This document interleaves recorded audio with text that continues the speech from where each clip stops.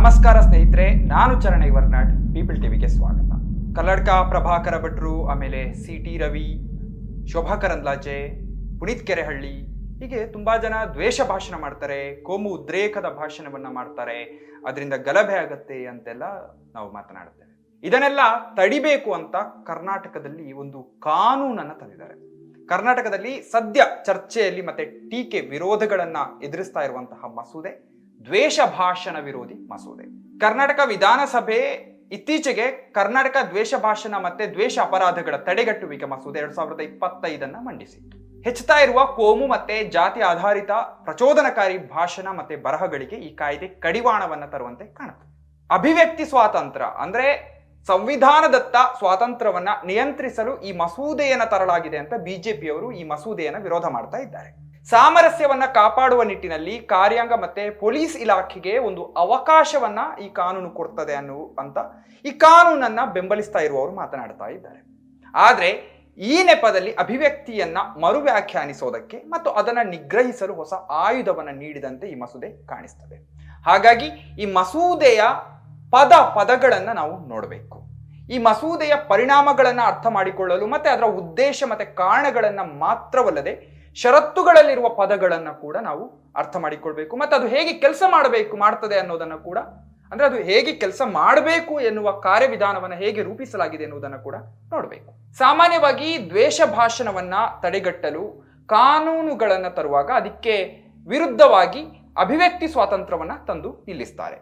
ಹಾಗಾಗಿ ದ್ವೇಷ ಭಾಷಣ ಅಂದ್ರೆ ಏನು ಅಂತ ವ್ಯಾಖ್ಯಾನಿಸುವಾಗ ನಾವು ಅದರಲ್ಲಿ ಬಳಸಲಾಗಿರುವ ಪದಗಳ ಕಡೆಗೆ ನೋಡಬೇಕು. ಯಾಕಂದ್ರೆ ವರ್ಡ್ ಟು ವರ್ಡ್ ಅದನ್ನ ನೋಡಿದ್ರೆ ನಮಗೆ ಆ ಕಾನೂನನ್ನ ಹೇಗೆಲ್ಲ ಬಳಸಬಹುದು, ದುರ್ಬಳಕೆ ಕೂಡ ಮಾಡಬಹುದು ಅನ್ನೋದು ಗೊತ್ತಾಗ್ತದೆ.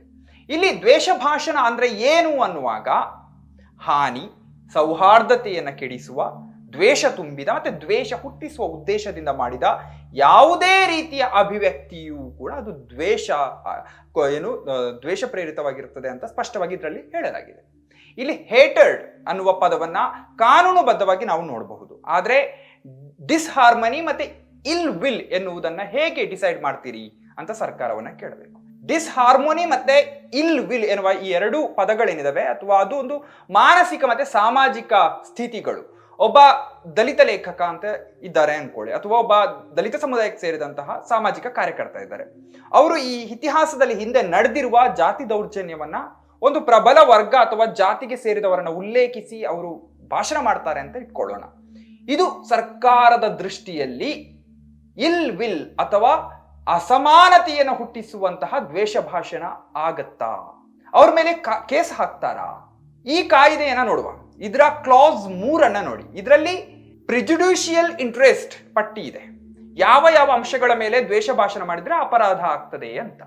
ಇಂಟ್ರೆಸ್ಟಿಂಗ್ ಆಗಿ ಇದರಲ್ಲಿ ಸೆಕ್ಸ್, ಜೆಂಡರ್, ಸೆಕ್ಷುವಲ್ ಓರಿಯಂಟೇಷನ್ ಎನ್ನುವ ಈ 3 ಅಂಶಗಳನ್ನ ಕೂಡ ಸೇರಿಸಿದ್ದಾರೆ. Good, this is good development.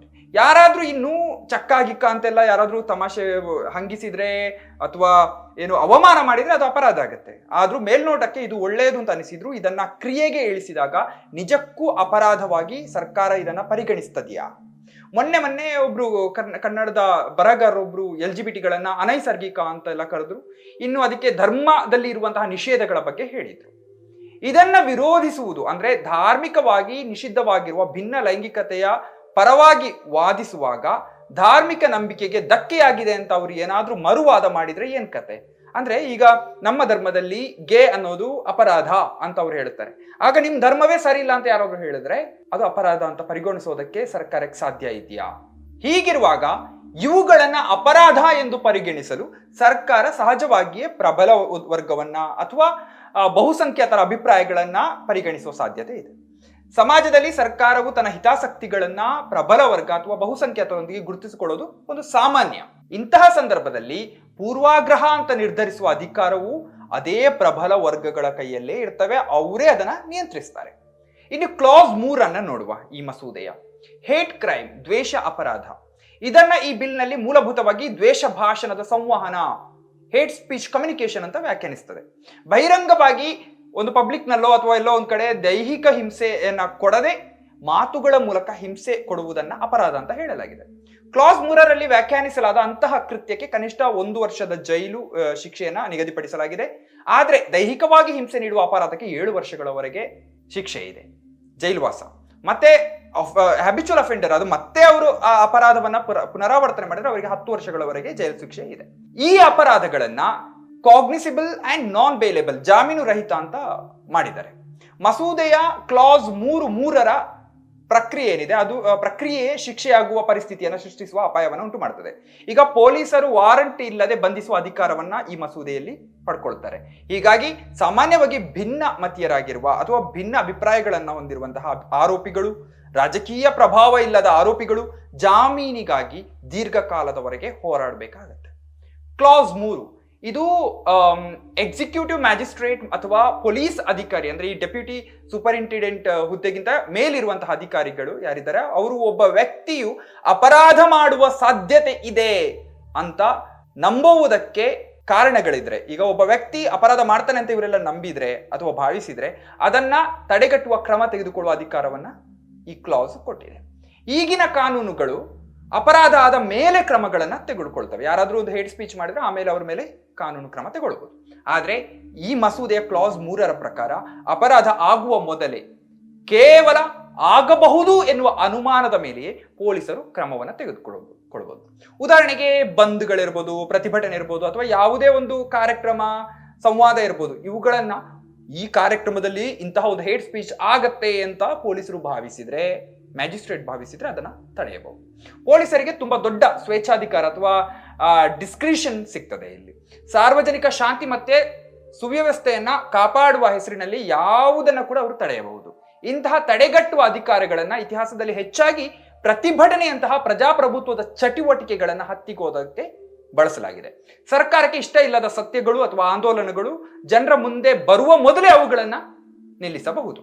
ಇನ್ನು ಈ ಮಸೂದೆಯ ಕ್ಲಾಸ್ 5, ಇದರಲ್ಲಿ ಒಂದು ಸಂಸ್ಥೆ ಅಥವಾ ಒಂದು ಸಂಘಟನೆಯಿಂದ ಅಪರಾಧ ನಡೆದ್ರೆ ಆ ಸಂಸ್ಥೆಯ ಉಸ್ತುವಾರಿ ಅಥವಾ ಜವಾಬ್ದಾರಿಯುತ ಪ್ರತಿಯೊಬ್ಬ ವ್ಯಕ್ತಿಯು ಅಪರಾಧ ತನ್ನ ಅರಿವಿಗೆ ಬಾರದೆ ನಡೆದಿದೆ ಅಂತ ಸಾಬೀತುಪಡಿಸುವವರೆಗೆ ಆತ ಕೂಡ ತಪ್ಪಿತಸ್ಥನಾಗ್ತಾನೆ. ಇದರಿಂದ ಯಾರಿಗೆ ಸಮಸ್ಯೆ ಆಗತ್ತೆ? ನಾಗರಿಕ ಸಮಾಜ ಸಂಸ್ಥೆಗಳಿಗೆ, NGOಗಳಿಗೆ ಅಥವಾ ಪರ್ಯಾಯ ಮಾಧ್ಯಮಗಳಿಗೆ ಸಮಸ್ಯೆ ಆಗ್ತದೆ. ಈ ಸಂಸ್ಥೆಗಳ ಯಾರಾದ್ರೂ ಒಬ್ಬ ಎಂಪ್ಲಾಯಿ ಒಂದು ತಪ್ಪು ಮಾಡಿದ್ರೆ ಅಥವಾ ಹೆಡ್ ಸ್ಪೀಚ್ ಮಾಡಿದ್ರೆ ಆ ಇಡೀ ಸಂಸ್ಥೆಯನ್ನ ಹೊಣೆ ಮಾಡಬಹುದು. ಇದಕ್ಕೆ ಹೆದರಿ ಆ ಸಂಸ್ಥೆ ಇಂಟರ್ನಲ್ ಸೆನ್ಸಾರ್ಗಳನ್ನ ಹಾಕಿಕೊಂಡು ಕೆಲಸ ಮಾಡಬೇಕಾದ ಪರಿಸ್ಥಿತಿ ಬರ್ಬೋದು. ಇದು ದೊಡ್ಡ ಸಮಸ್ಯೆ. ಈಗ ಒಂದು ಮೀಡಿಯಾ ತನ್ನ ವರದಿ ಅಥವಾ ವಿಡಿಯೋದಲ್ಲಿ ಒಂದು ನಿರ್ದಿಷ್ಟ ಧರ್ಮದ ಆಚರಣೆಯೊಂದನ್ನ ಅವೈಜ್ಞಾನಿಕ, ತಪ್ಪು ಅಂತೆಲ್ಲ ಹೇಳಿದ್ರೆ, ಅಥವಾ ಧರ್ಮಗ್ರಂಥಗಳನ್ನ ಅವುಗಳ ಪಠ್ಯಗಳನ್ನ ವ್ಯಾಖ್ಯಾನಿಸ್ತಾರೆ ಅಂತ ಇಟ್ಕೊಂಡ್ರೆ ಆಗ ಆ ಧರ್ಮದವರು ಕೇಸ್ ಹಾಕಿ ತಮ್ಮ ನಂಬಿಕೆಗೆ ಧಕ್ಕೆಯಾಗಿದೆ ಅಂತ ಹೇಳುವ ಸಾಧ್ಯತೆ ಇದೆ. ಆಗೇನಾಗುತ್ತೆ, ಆಗ ಆ ಇಡೀ ಮೀಡಿಯಾವೇ ಅಪರಾಧಿಯಾಗುವ ಸಾಧ್ಯತೆ ಇದೆ. ಕ್ಲಾಸ್ 6, ಇದರಲ್ಲಿ ಒಬ್ಬ ನಿಯೋಜಿತ ಅಧಿಕಾರಿಗೆ ದೊಡ್ಡ ಅಧಿಕಾರವನ್ನ ಕೊಡಲಾಗಿದೆ. ಇವ್ರೇನ್ ಮಾಡ್ತಾರೆ, ಇವರು ಇಂಟರ್ನೆಟ್ ಸರ್ವಿಸ್ಗಳನ್ನು ಕೊಡುವ ಕಂಪನಿಗಳು ಮತ್ತೆ ಮಧ್ಯವರ್ತಿಗಳಿಗೆ, ಉದಾಹರಣೆಗೆ ಫೇಸ್ಬುಕ್, ಟ್ವಿಟ್ಟರ್ ಅಂದ್ರೆ ಎಕ್ಸ್, ಆಮೇಲೆ ಯೂಟ್ಯೂಬ್, ವಾಟ್ಸ್ಆಪ್ ಇತ್ಯಾದಿಗಳಿಗೆ ಆದೇಶವನ್ನು ಕೊಟ್ಟು ಡಿಜಿಟಲ್ ನಲ್ಲಿ ಪ್ರಸಾರ ಆಗಿರುವಂತಹ ಯಾವುದೇ ಕಂಟೆಂಟ್ ಅನ್ನ, ಪೋಸ್ಟ್ ಅನ್ನ, ವಿಡಿಯೋವನ್ನ, ಫೋಟೋವನ್ನ, ಲೇಖನವನ್ನ ತಕ್ಷಣ ಡಿಲೀಟ್ ಮಾಡುವಂತೆ ಹೇಳಬಹುದು ಅಥವಾ ಡಿಲೀಟ್ ಮಾಡಬಹುದು. ಸಿಂಪಲ್ ಆಗಿ ಹೇಳೋದಾದ್ರೆ, ಸರ್ಕಾರಕ್ಕೆ ಇಷ್ಟ ಇಲ್ಲದ ಯಾವುದೇ ಆನ್ಲೈನ್ ಕಂಟೆಂಟ್ ಅನ್ನ ಒಬ್ಬ ಅಧಿಕಾರಿ ತೆಗೆದು ಹಾಕೋದಕ್ಕೆ ಆದೇಶವನ್ನ ಕೊಡಬಹುದು. ಇದರಿಂದ ಸರ್ಕಾರಕ್ಕೆ ಆನ್ಲೈನ್ ನಲ್ಲಿ ಯಾವ ವರದಿಯನ್ನ, ಮಾಹಿತಿಯನ್ನ ಹರಡಬೇಕು ಅನ್ನುವ ನಿಯಂತ್ರಿಸುವ ಶಕ್ತಿ ಬರ್ತದೆ. ಇನ್ನು ಕ್ಲಾಸ್ 7, ಈ ಕಾನೂನಿನ ನಿಯಮಗಳು ಈಗಾಗಲೇ ಇರುವಂತಹ ಕಾನೂನುಗಳಿಗೆ ಹೆಚ್ಚುವರಿಯಾಗಿ ಇದು ಬಂದಿದೆ. ಅವುಗಳನ್ನ ಕಡಿಮೆ ಮಾಡೋದಿಲ್ಲ. ಅಂದ್ರೆ ಈ ಹೊಸ ಕಾನೂನೇನಿದೆ ಇದು ಈಗಾಗಲೇ ಇರುವಂತಹ IT ಆಕ್ಟ್ ಇರ್ಬೋದು ಅಥವಾ BNS ನ ಕಾನೂನುಗಳ ಜೊತೆಗೆ ಸೇರಿಕೊಂಡು ಕೆಲಸ ಮಾಡುತ್ತದೆ. ಅದು ಹಿಂದಿನ ಯಾವುದನ್ನ ಕೂಡ ತೆಗೆದು ಹಾಕೋದಿಲ್ಲ ಅಥವಾ ಬದಲಾಯಿಸೋದಿಲ್ಲ. ಕೇವಲ ಒಂದು ಹೆಚ್ಚುವರಿ ವೆಪನ್ ಅನ್ನು ಕೊಟ್ಟ ಹಾಗೆ ಆಗ್ತದೆ. ಇದರಿಂದ ಸರ್ಕಾರಕ್ಕೆ ಅಥವಾ ಪೊಲೀಸರಿಗೆ ಜನರನ್ನ ನಿಯಂತ್ರಿಸೋದಕ್ಕೆ ಇನ್ನಷ್ಟು ಆಯ್ಕೆಗಳು ಸಿಗ್ತವೆ. ಈಗ ಕೇಂದ್ರದ ಕಾನೂನುಗಳಲ್ಲಿ ದ್ವೇಷ ಉತ್ತೇಜಿಸುವುದು ಒಂದು ಅಪರಾಧ. ಈ ಅಪರಾಧದ ಕಾನೂನನ್ನ ನ್ಯಾಯಾಲಯವು ಸೀಮಿತವಾಗಿ ಬಳಸಿದ್ರೆ ಅಥವಾ ಅಪರಾಧ ದೊಡ್ಡ ಅಪರಾಧ ಅಲ್ಲ ಅಂತ ಅಪರಾಧಿಯ ಶಿಕ್ಷೆನ ಕಡಿಮೆ ಮಾಡಿದ್ರೆ ಆ ಅಪರಾಧಿಯನ್ನ ಇನ್ನೊಂದು ಕಾನೂನನ್ನ ಬಳಸಿ ಮತ್ತೆ ದೊಡ್ಡ ಕೇಸನ್ನ ಹಾಕಬಹುದು. ಒಂದು ಕಾನೂನಿನ ಬಲೆಯಿಂದ ಒಬ್ಬ ತಪ್ಪಿಸಿಕೊಂಡ್ರು ಕೂಡ ಅವನು ಮತ್ತೊಂದು ಕಾನೂನಿನ ಬಲೆಯಲ್ಲಿ ಸಿಕ್ಕಿಹಾಕಿಕೊಳ್ಳುತ್ತಾನೆ. ಇನ್ನು ಈ ಮಸೂದೆ ವಿಧೇಯಕದ ಕ್ಲಾಸ್ 3/4ರಲ್ಲಿ ಒಂದು ಸಣ್ಣ ಸೇಫ್ಟಿ ವಾಲ್ವ್ ಅನ್ನ ಕೊಟ್ಟಿದ್ದಾರೆ. ಅಂದ್ರೆ ಈಗ ಹೇಟ್ ಸ್ಪೀಚ್ ಇದೆ ಅಂತ ಪರಿಗಣಿಸಲಾಗಿರುವ ಪುಸ್ತಕಗಳು ಅಥವಾ ಆರ್ಟ್ ವರ್ಕ್, ಈಗ ಪೇಂಟಿಂಗ್ ಅಂತ ಆರ್ಟ್ ವರ್ಕ್, ಆಮೇಲೆ ವೈಜ್ಞಾನಿಕ ಬರಹಗಳು, ಇದು ಸಾರ್ವಜನಿಕ ಹಿತಾಸಕ್ತಿಗಾಗಿ ಮಾಡಲಾಗಿದ್ದರೆ ಅವುಗಳನ್ನ ಅಪರಾಧ ಅಂತ ಪರಿಗಣಿಸೋದಕ್ಕೆ ಸಾಧ್ಯ ಇಲ್ಲ. ಆದ್ರೆ ಅದನ್ನ ಸಾರ್ವಜನಿಕ ಹಿತಾಸಕ್ತಿಗಾಗಿ ಮಾಡಲಾಗಿದೆ ಅಂತ ಸಾಬೀತುಪಡಿಸುವ ಹೊರೆ ಇರೋದು ಯಾರ ಮೇಲೆ ಅಂದ್ರೆ ಆರೋಪಿಯ ಮೇಲೆ ಇರ್ತದೆ. ಅಂದ್ರೆ ಆರೋಪಿಯೇ ನ್ಯಾಯಾಲಯದಲ್ಲಿ ನನ್ನ ಪುಸ್ತಕ, ನನ್ನ ಆರ್ಟು ಜನರ ಹಿತಾಸಕ್ತಿಗಾಗಿ ತಂದಿದ್ದೇನೆ ಅಂತ ಸಾಬೀತುಪಡಿಸಬೇಕು. ಇಲ್ಲಿ ಆರೋಪಿಯ ಮೇಲೆ ಹೆಚ್ಚಿನ ಹೊಣೆ ಇರ್ತದೆ. ಇದಕ್ಕೆ ವ್ಯತಿರಿಕ್ತವಾಗಿ ಕ್ಲಾಸ್ 8 ನಲ್ಲಿ ಈ ಕಾನೂನಿನ ಅಡಿಯಲ್ಲಿ ಕೆಲಸ ಮಾಡುವ ಸರ್ಕಾರಿ ಅಧಿಕಾರಿಗಳಿಗೆ ಗುಡ್ ಫೇತ್, ಒಳ್ಳೆಯ ಉದ್ದೇಶದಿಂದ ಮಾಡಿದ ಯಾವುದೇ ಕೆಲಸಕ್ಕೆ ಸಂಪೂರ್ಣ ರಕ್ಷಣೆ ಅಂದ್ರೆ ಅಬ್ಸಲ್ಯೂಟ್ ಇಮ್ಯುನಿಟಿಯನ್ನ ಕೊಡಲಾಗಿದೆ. ಅಂದ್ರೆ ಅಧಿಕಾರಿಗಳು ತಮ್ಮ ಕೈಯಲ್ಲಿರುವ ಅಧಿಕಾರವನ್ನ ಎಷ್ಟೇ ದುರ್ಬಳಕೆ ಮಾಡಿದ್ರು ಕೂಡ ನಾನು ಅದನ್ನ ಒಳ್ಳೆಯ ಉದ್ದೇಶದಿಂದ ಮಾಡಿದ್ದೇನೆ ಅಂತ ಹೇಳಿದ್ರೆ ಸಾಕು, ಅವನಿಗೆ ಶಿಕ್ಷೆ ಇಲ್ಲ. ಇದರಲ್ಲಿ ದೊಡ್ಡ ಅಸಮಾನತೆ ಎದ್ದು ಕಾಣುತ್ತದೆ. ಸಾಮಾನ್ಯ ಪ್ರಜೆ, ನಾವು ನೀವು ನನ್ನ ಪುಸ್ತಕ, ನನ್ನ ಆರ್ಟು ಒಳ್ಳೆಯದು, ಜನರಿಗೆ ಒಳ್ಳೆದಾಗಿ ಮಾಡಿದೆ ಅಂತ ಸಾಬೀತುಪಡಿಸಬೇಕು. ಇಲ್ಲದೇ ಇದ್ರೆ 10 ವರ್ಷ ಜೈಲು. ಆದ್ರೆ ಸರ್ಕಾರಿ ಅಧಿಕಾರಿಗಳು ತಪ್ಪು ಮಾಡಿದ್ರೆ ಗುಡ್ ಫೇತ್ ಅಂತ ಹೇಳಿ ತಪ್ಪಿಸಿಕೊಳ್ಳಬಹುದು. ಇನ್ನು ಕೊನೆಯದಾಗಿ ಕ್ಲಾಸ್ 10, ಇದರಲ್ಲಿ ರಾಜ್ಯ ಸರ್ಕಾರಕ್ಕೆ ಈ ಕಾಯ್ದೆಯ ಉದ್ದೇಶಗಳನ್ನ ಈಡೇರಿಸಲು ನಿಯಮಗಳನ್ನ ಮಾಡುವ ಸಂಪೂರ್ಣ ಅಧಿಕಾರವನ್ನ ಕೊಡಲಾಗಿದೆ. ಸರಳವಾಗಿ ಹೇಳೋದಾದ್ರೆ, ಈಗ ತಂದಿರುವ ಈ ಮಸೂದೆ ಏನಿದೆ ಅದು ಕೇವಲ ಒಂದು ಅಸ್ಥಿಪಂಜರ, ಸ್ಕೆಲಿಟನ್. ಇನ್ನು ಆ ಮಸೂದೆಗೆ ಮಾಂಸ, ರಕ್ತ, ಅಂಗಾಂಗಗಳನ್ನ ಸರ್ಕಾರವೇ ತುಂಬಿಸಬೇಕು. ಯಾವ ರೀತಿ ಇದನ್ನ ತರಬೇಕು, ಯಾವ ರೀತಿಯ ಕಂಗಾವಲನ್ನ ಜನರ ಮೇಲೆ ಇಡಬೇಕು, ಯಾರನ್ನ ಇದಕ್ಕೆ ಡೆಸಿಗ್ನೇಟೆಡ್ ಆಫೀಸರ್ಗಳನ್ನಾಗಿ ಮಾಡಬೇಕು, ಯಾವ ಕಂಟೆಂಟ್ ಅನ್ನ ಫೇಸ್ಬುಕ್, ಯೂಟ್ಯೂಬ್ ನಿಂದ ಡಿಲೀಟ್ ಮಾಡಬೇಕು ಎನ್ನುವುದನ್ನ ತೀರ್ಮಾನಿಸಿ ಅಧಿಸೂಚನೆಗಳನ್ನ ಸರ್ಕಾರವೇ ಬರೆದು ಜಾರಿಗೆ ತರಬೇಕು. ಕಾಂಗ್ರೆಸ್ನವರು ತಂದ್ರೆ ಮಸೂದೆಯನ್ನ, ಅಂತಹ ಅಧಿಸೂಚನೆಗಳನ್ನು ನಾಳೆ ಬಿಜೆಪಿ ಅವರು ಅವ್ರಿಗೆ ಬೇಕಾದ ಹಾಗೆ ತರಬಹುದು. ಇಲ್ಲಿ ಹೇಟ್ ಸ್ಪೀಚ್ ಎನ್ನುವುದನ್ನು ಸ್ಪಷ್ಟವಾಗಿ ವ್ಯಾಖ್ಯಾನಿಸಿಲ್ಲ. ಹೀಗಾಗಿ ಸರ್ಕಾರಕ್ಕೆ ಬೇಕಾದಾಗ ತನಿಖೆ ಬೇಕಾದಂತೆ ವ್ಯಾಖ್ಯಾನಿಸಬಹುದು. ಯಾವುದು ಅಪರಾಧ ಎಂದು ಸರ್ಕಾರ ನಿರ್ಧರಿಸಿ ಅಧಿಸೂಚನೆಯನ್ನ ನೀಡಬಹುದು. ಹೀಗಾಗಿ ಇದನ್ನ ಡಿಸೈಡ್ ಮಾಡುವವರು ಯಾರು? ಇದನ್ನೆಲ್ಲ ಡಿಸೈಡ್ ಮಾಡೋದು ಯಾರು? ಈಗ ಒಂದು ಅಪರಾಧ ಇದು ಅಂತ ಡಿಸೈಡ್ ಮಾಡುವವರು ಯಾರು? ಈಗ ಕಾಂಗ್ರೆಸ್ ಸರ್ಕಾರ ಈ ಡೆಸಿಗ್ನೇಟೆಡ್ ಅಧಿಕಾರಿಯಾಗಿ ಒಬ್ಬ ಸಂಘಿಯನ್ನೋ RSS ಹಿನ್ನೆಲೆಯವನನ್ನೋ ತಂದು ಕೂರಿಸಿದ್ರೆ ಕಾಂಗ್ರೆಸ್ ಗವರ್ಮೆಂಟ್ನಲ್ಲಿ ಆತ ತನಗೆ ಬೇಕಾದದ್ದನ್ನೆಲ್ಲ ಅಪರಾಧ ಅಂತ ತೀರ್ಮಾನಿಸುವ ಸಾಧ್ಯತೆ ಇದೆ. ಇಲ್ಲಿ ಸೈಲೆಂಟ್ ಆಗಿ ಸರ್ಕಾರ ಬಾಗಿಲು ಮುಚ್ಚಿ ಎಲ್ಲವನ್ನ ಡಿಸೈಡ್ ಮಾಡಿ ಜನರನ್ನ ನಿಯಂತ್ರಿಸಬಹುದು. ಜನಪ್ರತಿನಿಧಿಗಳ ಚರ್ಚೆ ಅಥವಾ ಸಾರ್ವಜನಿಕರ ಅಭಿಪ್ರಾಯ ಕೇಳದೆ ಅಥವಾ ವಿಧಾನಸಭೆಯ ಮೇಲ್ವಿಚಾರಣೆ ಇಲ್ಲದೆ ಇದನ್ನ ತರಬಹುದು. ಅದು ಯಾವುದನ್ನಂದ್ರೆ ಈ ಮಸೂದೆಗೆ ಈ ಮಸೂದೆ ಇದೆ, ಇದಕ್ಕೆ ಅಧಿಸೂಚನೆಗಳನ್ನ ತರಬಹುದು. ಹೀಗಾಗಿ ಸರ್ಕಾರಕ್ಕೆ ಸರ್ವಾಧಿಕಾರ ಸಿಕ್ಕಿದಂತೆ ಆಗ್ತದೆ. So Karnataka hate speech and hate crime prevention bill 2025 ಏನಿದೆ, ಸರ್ಕಾರ ತನ್ನ ಮೇಲಿನ ಚಟುವಟಿಕೆಗಳನ್ನ ಎದುರಿಸಲು ಸಾಮರಸ್ಯವನ್ನ ಕೆಡಿಸುವ ಅಪರಾಧಗಳನ್ನ ಗುರಾಣಿಯಾಗಿ ಬಳಸಿದಂತೆ ಕಾಣಿಸ್ತದೆ. ಈ ವಿಧೇಯಕ ಏನಿದೆ, ಈ ಮಸೂದೆ, ಇದು ತುಂಬಾ ವಿಶಾಲವಾಗಿದೆ ಮತ್ತು ವೈಯಕ್ತಿಕ ಅಪರಾಧ ವರ್ಗಗಳನ್ನ ಸೃಷ್ಟಿಸ್ತದೆ. ಅಂದ್ರೆ ಒಬ್ಬ ಗುಂಪು ಅಪರಾಧಕ್ಕಿಂತ ಹೆಚ್ಚು ವೈಯಕ್ತಿಕ ಅಪರಾಧಗಳನ್ನ ಸೃಷ್ಟಿಸಬಹುದು. ಅಂದ್ರೆ ಅಪರಾಧಗಳನ್ನ ತರಬಹುದು. ಪೊಲೀಸರಿಗೆ ಅಪರಾಧ ಆಗುವ ಮೊದಲೇ ಬಂಧಿಸುವ ಮತ್ತೆ ಆನ್ಲೈನ್ ಕಂಟೆಂಟ್ ಗಳನ್ನ ಸೆನ್ಸರ್ ಮಾಡುವ ಅಧಿಕಾರವನ್ನ ಕೊಡುತ್ತದೆ. ಇದರಿಂದ ಪ್ರಜಾಪ್ರಭುತ್ವ, ಸಮಾಜಕ್ಕೆ ಅಗತ್ಯವಾದ ಚರ್ಚೆಗಳು ಮತ್ತೆ ವಾದ ವಿವಾದಗಳಿಗೆ ತಡೆ ಆಗುವ ಅಪಾಯ ಕೂಡ ಇದೆ. ಸರ್ಕಾರಕ್ಕೆ ನಿಜವಾಗಿಯೂ ಕೂಡ ದ್ವೇಷದ ಬಗ್ಗೆ ಆತಂಕ ಇದ್ರೆ ರಾಜಕೀಯ ಪ್ರಭಾವದಲ್ಲಿರುವ ರಾಜಕೀಯ ಆಶ್ರಯದಲ್ಲಿ ಹಿಂಸೆಯನ್ನು ಉತ್ತೇಜಿಸುವವರಿಗೆ ಇರುವಂತಹ ದಂಡಮುಕ್ತತೆಯನ್ನ, ಅಂದ್ರೆ ಇಂಪ್ಯೂನಿಟಿಯನ್ನ ಅವರು ಅದನ್ನ ಚೇಂಜ್ ಮಾಡಬೇಕಾಗಿತ್ತು, ಅದನ್ನ ಮೇಲ್ವಿಚಾರಣೆ ಮಾಡಬೇಕಾಗಿತ್ತು. ರಾಜಕೀಯ ನಾಯಕರು ಅಥವಾ ಪ್ರಬಲ ಗುಂಪುಗಳೇನಿದಾವೆ ಅವು ಹಿಂಸೆಯನ್ನು ಉತ್ತೇಜಿಸುವ ಮಾತುಗಳನ್ನು ಆಡಿದ್ರು ಕೂಡ ಅವರಿಗೆ ಯಾವ ಶಿಕ್ಷೆಯೂ ಆಗದೆ ಇರುವಂತಹ ಇಂಪ್ಯೂನಿಟಿಯನ್ನ ತಡೆಯೋದಕ್ಕೆ ಏನಾದ್ರೂ ಕಾಂಗ್ರೆಸ್ ಸರ್ಕಾರ ಮಾಡಬೇಕಾಗಿತ್ತು. ಅಂತವರ ಮೇಲೆ ಕ್ರಮ ತೆಗೆದುಕೊಳ್ಳದಿರುವುದು ಒಂದು ದೊಡ್ಡ ಸಮಸ್ಯೆ ಈಗ. ಆದ್ರೆ ಈ ಹೊಸ ಬಿಲ್ ಅಂತಹ ಕಾನೂನಲ್ಲ. ಇದು ದ್ವೇಷ ಎನ್ನುವ ಕ್ಯಾನ್ಸರ್ ಅನ್ನ ತೆಗೆಯೋದಕ್ಕೆ, ಕಿತ್ತು ಹಾಕೋದಕ್ಕೆ ಬಳಸುವಂತಹ ಸರ್ಜಿಕಲ್ ಚಾಕು, ಅಂದ್ರೆ ಸ್ಕಾಲ್ಪೆಲ್ ಅಲ್ಲ ಇದು. ಬದಲಿಗೆ ಸರ್ಕಾರ ಮತ್ತೆ ಅಧಿಕಾರಿಗಳೇನಿದ್ದಾರೆ ಅವರು ಈ ಸತ್ಯ ಹೇಳುವವರ ಮೇಲೆ, ಟೀಕೆ ಮಾಡುವವರ ಮೇಲೆ ಅಥವಾ ವಿರೋಧಿಗಳ ತಲೆ ಮೇಲೆ ಬಾರಿಸೋದಕ್ಕೆ ಒಂದು ದೊಡ್ಡ ಸುತ್ತಿಗೆಯನ್ನ ತಂದ ಹಾಗೆ ಕಾಣಿಸ್ತದೆ. ಭಾರತದಲ್ಲಿ, ಅದರಲ್ಲೂ ಕೂಡ ಕರ್ನಾಟಕದಲ್ಲಿ ಹೇಟ್ ಸ್ಪೀಚ್ ಹೆಚ್ಚಾಗಿ ಬಹುಸಂಖ್ಯಾತ ಮತ್ತೆ ಪ್ರಬಲ ರಾಜಕೀಯ ಗುಂಪುಗಳಿಂದ ಬಂದರೂ ಕೂಡ ಅವ್ರ ಮೇಲೆ ಕ್ರಮ ತೆಗೆದುಕೊಳ್ಳುವುದಿರೋದು ತುಂಬಾ ಕಡಿಮೆ ಆಗ್ತಾ ಇದೆ. ಆದ್ರೆ ಈ ಬಿಲ್ ಸರ್ಕಾರಕ್ಕೆ ತನಗೆ ಇಷ್ಟ ಇಲ್ಲದ ದನಿಗಳನ್ನ ಸುಲಭವಾಗಿ ಹತ್ತಿಕ್ಕೋದಕ್ಕೆ ಬಳಕೆ ಆಗ್ಬೋದು. ಈ ಕಾಯ್ದೆಯನ್ನ ಕಾಂಗ್ರೆಸ್ ಸರ್ಕಾರ ತಂದಿದೆ ಅಂತ ಕಾಂಗ್ರೆಸ್ಸಿಗರು ಸಮರ್ಥಿಸಿಕೊಂಡ್ರು ಕೂಡ ನಾಳೆ ಬಿಜೆಪಿ ಅಧಿಕಾರಕ್ಕೆ ಬಂದ್ರೆ ಇದರ ಹೆಚ್ಚಿನ ದುರ್ಬಳಕೆಯನ್ನ ಬಿಜೆಪಿ ಮಾಡಬಹುದು. ಇದೇನು ಹೊಸದಲ್ಲ. ನಮ್ಮ ಕಣ್ಣ ಮುಂದೆ UAPA ಕೇಸ್ ಕೂಡ ಇದೆ. Unlawful activities prevention act, UAPA, ಇದನ್ನ ಮೊದಲ ಬಾರಿಗೆ ಜಾರಿಗೆ ತಂದದ್ದು ಯಾವಾಗ? 1967ರಲ್ಲಿ ತಂದದ್ದು. ಯಾವುದು? ಕಾಂಗ್ರೆಸ್ ಗವರ್ಮೆಂಟ್ ತಂದದ್ದು. ಇಂದಿರಾ ಗಾಂಧಿ ಟೈಮಲ್ಲಿ. ಇದು ದೇಶದ ಸಾರ್ವಭೌಮತೆ ಮತ್ತೆ ಏಕತೆಗೆ ವಿರೋಧವಾದ ಎಲ್ಲ ಚಟುವಟಿಕೆಗಳನ್ನು ತಡೆಯೋದಕ್ಕೆ ತಂದಂತಹ ಕಾನೂನು. 2004 ಮತ್ತೆ 2008ರಲ್ಲಿ ಕಾಂಗ್ರೆಸ್ ನೇತೃತ್ವದ UPA ಸರ್ಕಾರ ಇದರಲ್ಲಿ ಭಯೋತ್ಪಾದನೆಯನ್ನ ತಂದು ಭಯೋತ್ಪಾದನೆ ಎನ್ನುವ ಅಂಶವನ್ನು ಕೂಡ ಒಳಪಡಿಸಿ ಅದನ್ನ ಬಲಪಡಿಸಿತ್ತು.